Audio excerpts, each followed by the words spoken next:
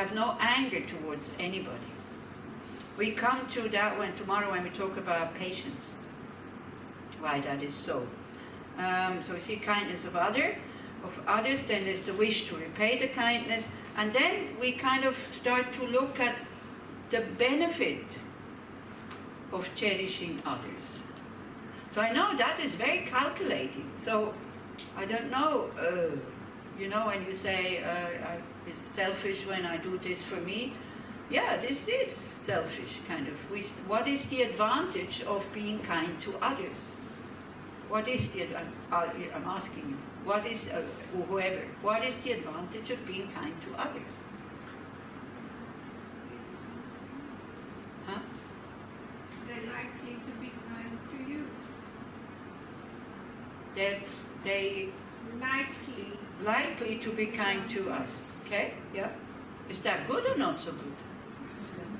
Huh? It's very good. I like it when people are kind to me. It kind of doesn't bring up my negative emotions so quickly. But then also, we choose who is allowed to be kind to me. That's another thing. We all yearn for love and kindness, but then it has to be these special people, but not this one. So again, as a woman, my age, no danger. But as a young woman, and this guy falls in love with you, and he kind of runs after you all the whole time, and tells you how much he loves you. Even though we yearn for love, would we accept it? Probably not. We would be happy if, in the middle of the supermarket, he goes on his knees and tells you how wonderful you are. Yeah. So again, we're not like animals, for example. There's a little cat, like a red cat. I don't know if you saw it. She's so sweet because she goes, and she's so happy when you touch her. So she doesn't care who touches her. She's not, oh no, I don't want you, I'm waiting for this other one. So on one hand, we yearn for love, but then if somebody wants to give it to us, we say, oh, no, you're not good enough to be kind to me. Again, I'm overdrawing the whole situation, but it can happen. Yeah? Because again, there's this fear, I have to give something back. Yeah? Or then, I get stuck with them, and I don't want to be stuck with them. So as I said, sometimes we are stuck with people, so then the only possibility for our peace of mind is to transform that feeling of aversion. Because also, you see, if you generate that bodhisattva attitude, there are no bad people. There's only bad actions. So whatever you can, you try to bring out the good in people, which everybody has. Everybody has the potential to be happy and to be kind. Everybody has that potential. So you do whatever you can in order to bring it up. Yes? We don't have to go far to explore the notion of kindness. Here we are at the retreat, and I take, the example, we share, 4 ladies share the same room. This one wants the air conditioning on, the other one doesn't want. How do we say that? How do we approach other people? Do we bring kindness? Do we bring a smile when we say? So it's not outside, it's right here and now what we experience regarding kindness, compassion, and maybe it's a call for us to look deep inside. And in my view, enlightenment is not, the big enlightenment. These are the little action, as you said. We have to start now. Yeah. So it's here and now. Yeah. It's not even outside the door. It's what's going on right here. So. Yeah. Okay. So this is the windows, lights, air conditions, that's always that. So then you look, how much can I really give up? Because with their air condition there, all the previous courses, I heard it and I woke up sometimes at the night, but I didn't have aversion towards the sound. But I started to have aversion towards the sound. So then when it was cool last night, I went to ask them to turn it off, for example. Yeah. And I knew that they could bear it. So that you can also do that. But then when they say no, we can't sleep without the air condition, then I would have gone and said, okay, I tried, it's okay, they don't want to turn it off, now it's okay. Because very often, we're too shy to ask. We kind of just wish for the other person to do that and think that they notice that I'm suffering And maybe, we give some hints, but we're not very clear. And then in our ego mind, it is as if we said it, and then they don't do it, and then we get angry and upset. So you can ask somebody to turn off the air conditioner when they say, no, I can't sleep. That's it. That's all you can do. Because, this is samsara, or this is the bus with 55 passengers and 50 seats. So we come to this now. That's the next step, actually. The advantage of cherishing others, kind of to really see, okay, if I put others' happiness before me, what is the advantage? And we think about long-term happiness. Okay, I'm sitting, I'm kind of lying in my bed, I'm sweating to death, or I'm freezing cold, but at least the other one is happy. So that kind of thing, then the physical suffering becomes much smaller. Now, if that would be, you see, okay, you want the air condition off. No, not here. But it's your sick child with the fever is also there. And you feel that this air condition is good for the child, at least it can sleep. Would you also have this strong wish to turn it off? See, again, we can see when we change our attitude towards who is there in front of us, all of a sudden we become very courageous and we can do it. And then don't forget, this is just training. So I think the mistake we're making, we want to do these actions without having trained the mind. We don't want to go through these steps, or we're not doing these analytical meditations until something really changes in the mind.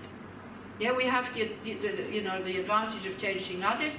We have it up here, but there seems to be a problem with this. That then we think, oh, then I'm selfish. Yeah, if I think about the advantage of being kind to others. No, it's not an act of selfishness, because does it benefit others when you're kind to them? Yes or no? Yes. Of course. So then stop worrying about whether it's selfish or not. I mean, the Dalai Lama says, if you want to be selfish, be wisely selfish and be kind to others. And not just selfish to yourself. And so, with all these kinds of things, sometimes we practice patience, or it's not necessary to practice patience, because we had in Root Institute, we had a situation. I had a very soft mattress, and I woke up every morning with the backache, but I was practicing patience, and I'm not going to be difficult. After a week, I could sleep anymore. Go to the office. I said to the office person, look, I'm sorry, but the mattress I have is really too soft. Said, I was looking for that mattress. Can I please have it? I could have gone the first night without any expectations that the mattress will be changed. This is what we have to let go. It is okay to ask people for things, but not to expect that they will do it, because that's where the problem is, the expectation. And actually, once we've said what we wanted to say, and then it's not happening, we relax much more than when we don't say it and wait for the person to notice it and give it to us kind of voluntarily. Because if we ask for it, we have to say thank you. And we owe them something, kind of. This is the disadvantage of the kindness of others. Huh? The disadvantage of the kindness of others. Yeah, exactly. We have to say thank you. We have to do something. Something in us pushes us to do something. So again, it can go two ways. Either we really do something and we put some effort into being kind to others, or we feel bad. And then the ego says, well, it's good enough. I feel bad. I feel guilty, so that's good enough. But it's childish. It's very childish. So seeing the advantage of cherishing others. One thing is, if we cherish others, we stop harming them. It's good for them. It's good for us, for our future. We will have lives where it's much easier to do. The Dalai Lama, okay, at the beginning of his life, it's very difficult. At one point in his life, it's very difficult, because he had to, on foot, he had to leave Tibet. Yeah, he had to leave his country with his people.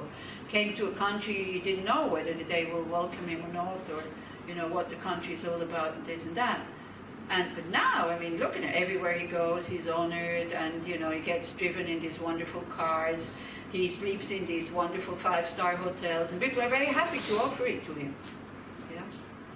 So that comes from having cherished others at one point. Maybe it comes even from this life, about not kind of going, rah, rah, rah, against the Chinese.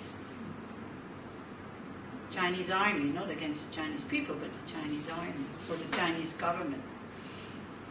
About this also, at one point, somebody asked Ribu Rinpoche in a very aggressive way, kind of, because he was talking about bodhicittas. They say, oh, okay, so then what do you do with how do you think about the Chinese, kind of, with this bodhicitta attitude? So he said, well, I mean, one of the things is it's not only the Tibetans who suffer under this government. It's also a lot of other Chinese who suffer under this government. And he said it's not the fault of the Chinese, it's the fault of the system that makes people suffer, And the person who quite aggressively asked that, he totally relaxed, actually. Because he could see Rinpoche had no anger against the Chinese. Absolutely no anger. But really understand, and they say it's our karma to end up in the prisons. Yeah. And there was another aggressive question who was asked at Ringu Tulku, when he was talking about karma and how it helps you to understand things and this, and then somebody, also in a quite aggressive way, in Switzerland, not here, asked, well, you with your knowledge of karma, are you always happy? And then Rinpoche said, are you so realized that you're always happy? Rinpoche said, well, I'm not realized, but yes, I'm pretty happy, because everybody is kind to me. Simple. Yeah, very simple. Very nice and very simple. So by thinking about the advantage of cherishing others, we might have to give up on something. So this is what we think, we have to give up maybe on our own comfort about wanting to have the aircon on or off. But still, there is a harmonious relationship in the room. So then maybe one is able to endure either the heat or the cold better when there's no tension in the room. Do you see what I'm saying? Yeah. Then it's easier to endure. Yeah. We are very, very tolerant if we like people. We can give up on a lot of things if we like people. But then when we don't know them so well, and this is where equanimity comes in, this is why that's the first step, we are much more tolerant and we can give up quite a lot of things. So the next step is to exchange oneself for others, so that the happiness of the others is more important. And one trains that mind in meditation by actively visualizing that you're taking the suffering of others. Not for you to have it, not for you to suffer, but so that they are free from it. So that's the mind of compassion. You train that mind of compassion.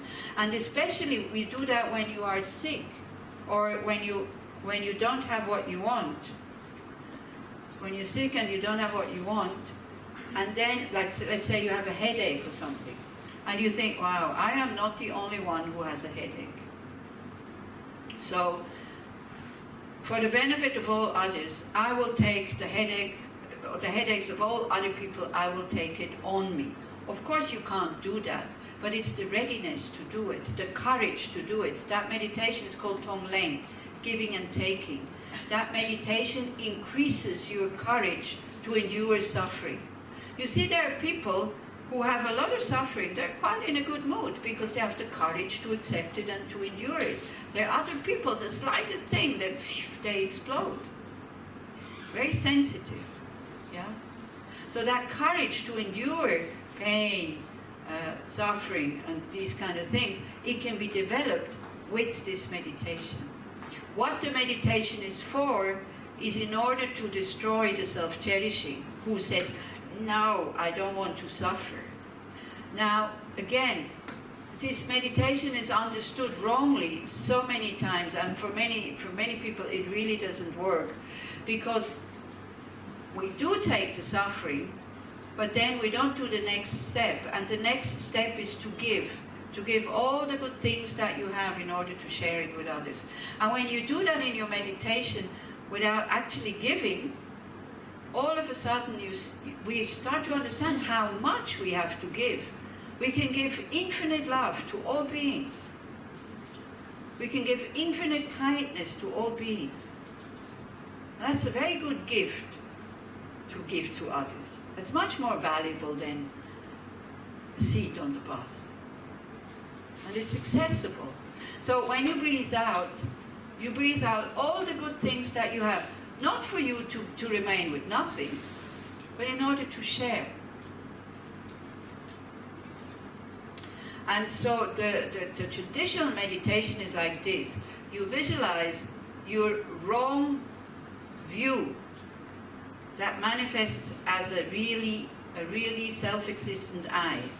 What you're destroying, you're not destroying yourself, you're destroying the wrong attitude or wrong view you have about I or me. Okay? And that manifests like a black rock in your heart that takes up all the space and covers our goodness. So that is the traditional way of doing it. When you breathe in like the restlessness of somebody. Or when you sit in the morning, you sit in pain, and you have pain, and you see other people kind of moving around. You think, okay, I have pain. May that pain become the cause for me to be able to deal with my self-cherishing. Therefore, I take the pain of all others also upon me. And you give it to the self-cherishing. And the self-cherishing doesn't like it. But you're not destroying yourself. You're not giving it to yourself. You're giving it to your wrong thought of I, me, existing from its own side. Do you understand? It's a misunderstanding, what we have. You're giving it to that separation that we make I and others. You don't have that strong separation with your children. Me and them. Never. Yeah? There's a unity between you and your children, which seems to be biological. But as I said, it can not only be biological, because that child could not be yours, because it was exchanged in the hospital, but because your mind labels it my child. Then it becomes your child. So that's what is being broken down with when we take voluntarily the suffering of somebody else. So then again, don't go too big. Yeah? Or even start with first what we did this morning. Maybe we'll do that this evening. I don't know. I don't know what we'll do. We'll see. That you just give, and you give, and you give until you feel the space. Yeah? You give all your care, all your concern for the happiness of others, all your love, all your skills to look after others or whatever, all your possessions, all your humor, all your... Sorry, Tamar, I'm pulling your leg a little bit. All your beers you give to others who also like beers. All your computers you give to others who like computers. All your whatever you know, what your intelligence, your patience, it can be whatever you think they need that at the moment, and you breathe it out and you visually kind of think they are receiving it. They don't receive the actual thing, but sometimes they seem to receive the energy of it, the goodwill behind it. Yeah? But we're not doing it to heal the other. The purpose of this meditation is to destroy your self-cherishing. That is the purpose. Now, there's a lot of healing meditations that you can by all means do, and you breathe out light, or you send light from your heart, and you see that it is healing the people and all this. That's fine. So it's not that. And you don't need to go and look with the other, is it working or not? The purpose of the meditation, when we talk about bodhicitta, one can do it in another way. I think it was Yom Kippur, we did it in another way. How did you experience that? Yeah, it's not so difficult. Yeah. Because what we do, we take it and we cling to it. This was in Belgium. I did it in the evening. So one woman next morning, she came and she said, oh wow, I feel really bad. I have all this blackness inside of me. Mm-hmm. Then I said, but did you breathe out the light? She says, no. I said, well, yeah. Mm-hmm. It's like, so maybe also we do it as we did. We did it at Yom Kippur. It's a bit easier. Instead of visualizing the self-cherishing, we kind of breathe the suffering of the others through our goodness. We let our love and goodness, which we visualize in the form of light in the heart, transform the suffering. And we are 10% in the suffering and 90% in our goodness and in everything we have. Otherwise you destroy yourself. And actually this meditation, you always take yourself. Because as you said, we are very bad of having proper, genuine compassion for ourselves. So the way you do it, you visualize your future self, not that one from the past. You don't need to take the suffering from the past, that's finished. Yeah? But you visualize your future self, the self of this evening, the self of tomorrow, the self that goes home, weeks, whatever. Yeah? And then you have a strong wish, compassion, for me, my future me, to be free from suffering. You experience that mind of compassion, the concern, the care. It's not selfish, okay? And then as you breathe in, then you think, well, at the moment I have anger, not right now, but I have moments of anger, I have attachment, I have jealousy, I have this, I have that. So since I have it anyway, I will take all these afflictive emotions of my future self, I will take upon me.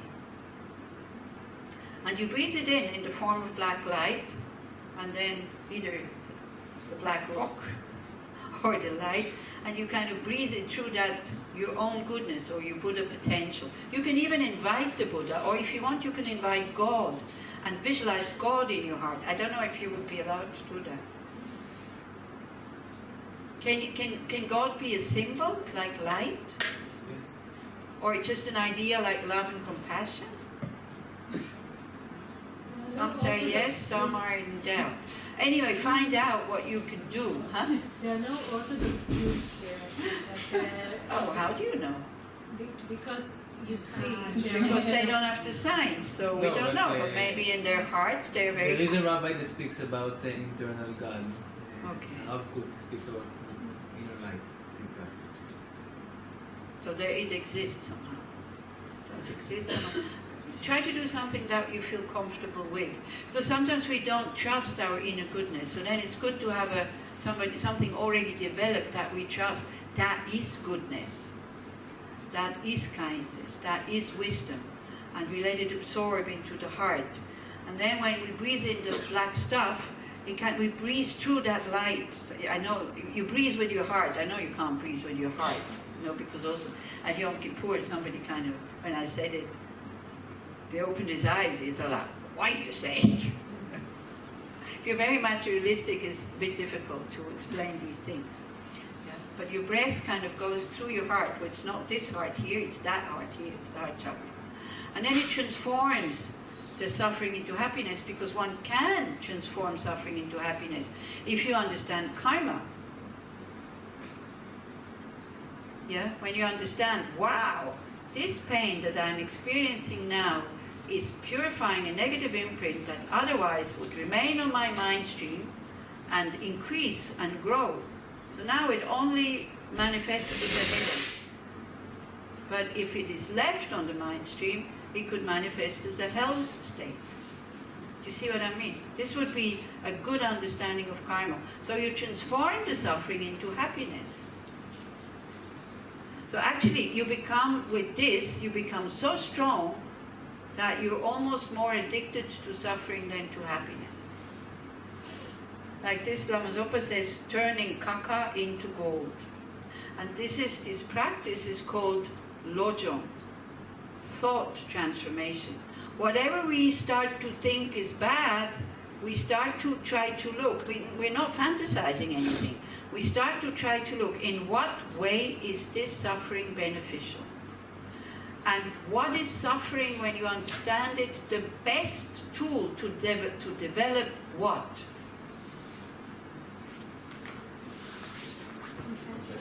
Compassion. And compassion is a beautiful mind who totally forgets about himself, myself.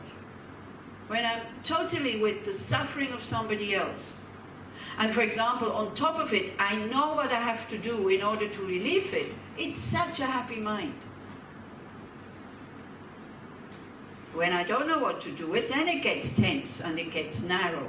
Yeah. But when I know what to do, well, great. It creates a lot of happiness in me when I'm able to help. I like to help. I think it's a good thing. I think it's nice to be kind and to help others.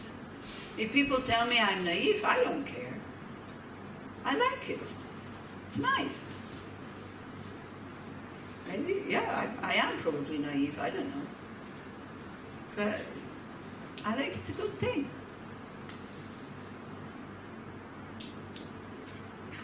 So, but I'm not always capable of doing it. This is the thing. So it's with these practices that you start to transform the mind. So when you have, you know, again, I don't know if you're able to understand what I'm saying. You will be able to understand the words. I'm not sure if you understand the meaning. I don't mean to say that you are not intelligent. But it's like, it's so other from what we think usually. Because when you experience pleasure, you know that you're burning up your positive karmic imprints. For what? Just to have pleasure? Yeah? So that's why you can then, you know, this is like spending money for things that are totally useless. When we already don't have so much. So that's why then you stop running after pleasures. Yeah? Because you say, what's the point? I'm just burning up my positive karma.